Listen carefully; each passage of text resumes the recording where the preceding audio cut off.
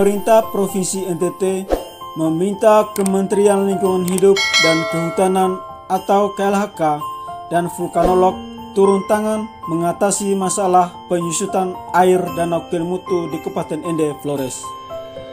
Intervensi Pemprov NTT ini dilakukan setelah Pemkab Ende, DPRD Ende, dan pihak Taman Nasional Kelimutu yang sampai saat ini belum melakukan upaya koordinasi dengan otoritas terkait dalam menyikapi masalah penyusutan air di Tibu atau Mutu.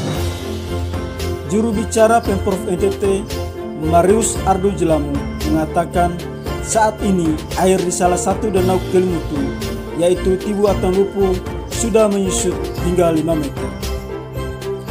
Untuk itu, Pemprov NTT mendesak KLHK segera berkoordinasi dengan para ahli geologi dan vulkanologi untuk melakukan riset ilmiah guna mencari tahu penyebab penyusutan air Danau Kelimutu.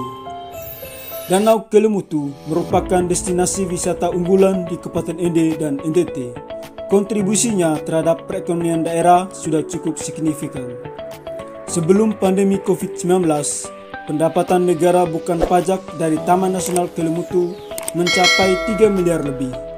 Pada tahun 2020 turun menjadi 500 juta dan tahun 2021 ini turun menjadi 143 juta. Dengan pendapatan sebesar ini, masalah penyusutan air di Danau Kelimutu tentu akan berpengaruh terhadap minat para pelancong untuk melakukan kunjungan ke Danau Kelimutu dan pendapatan daerah. Artinya bahwa makin banyak wisatawan yang datang berkunjung ke Danau Kelimutu, maka makin banyak pendapatan untuk negara melalui Taman Nasional Kelimutu. Tidak hanya itu, destinasi Danau Tiga Warna ini juga bisa menggerakkan roda ekonomi masyarakat yang bermukim di sekitar danau, yaitu masyarakat Desa Muni maupun masyarakat Kabupaten Ende dan Flores secara keseluruhan.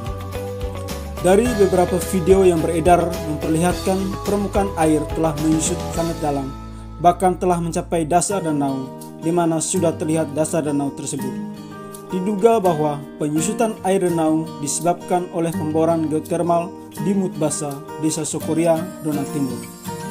Pasalnya, sejak adanya aktivitas geotermal, beberapa tahun belakangan telah terjadi penyusutan yang cukup dalam. Namun pihak geotermal PT Sokoria Geotermal Indonesia belum mengeluarkan pernyataan hingga saat ini.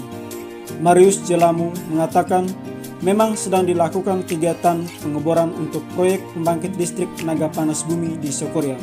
Namun belum dipastikan apakah penurunan air merupakan dampak dari kegiatan pengeboran tersebut. Menurutnya, apabila terjadi curah hujan yang rendah, maka tentu berdampak pada 3 danau tersebut. Tapi saat ini yang menyusut hanya 1 danau, sehingga dibutuhkan adanya penelitian yang lebih mendalam. Dia berharap adanya intervensi dari Menteri Lingkungan Hidup dan Kehutanan Siti Nurbaya, karena kawasan Danau Kelimutu merupakan salah satu destinasi wisata unggulan yang perlu dijaga kelestariannya untuk masa depan. Ada kekhawatiran yang beredar di tengah masyarakat bahwa permukaan air akan terus menurun dan segera mengering. Hal itu bisa menciptakan dampak yang lebih luas terhadap perekonomian warga.